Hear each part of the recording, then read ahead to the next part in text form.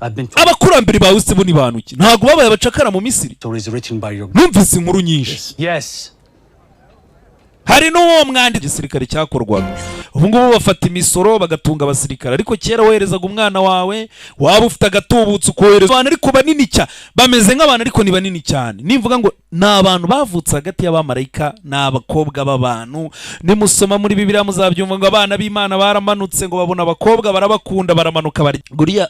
Jonathan ati twazengurutswe n'ubu ngubu tuvugana abandi basirikare nubwo mutabizi twazengurutswe nta kumubangamira umwami yarabangamiwe kera aho umwana nagashaka umuntu umuderanje kandi umwami yaravangiwe kera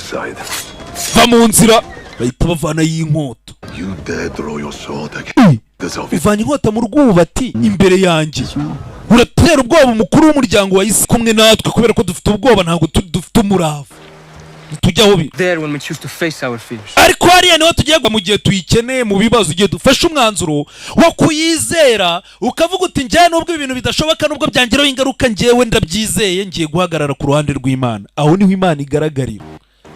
babandi bakubwira ngo reka shango bira noneho ntibishoboka aho niho Imana izira iyo ufashe umwanzuro ukavuga ati ariko ngenda hari kumva ko afata imyanzuro idakwiye n'ubugambanyi nafashe umwanzuro wanjye icyo ufite we gukora ni ukunyuba agize gutya abona ka gasore nako ka Dawidi ku ruzingo k'imifupa kari kugenda uzi ko hari umuntu w'imifupa mu gihe mu y'abarokore bamwita Yesaya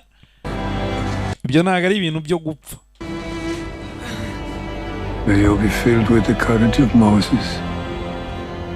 ati imbaraga za Moses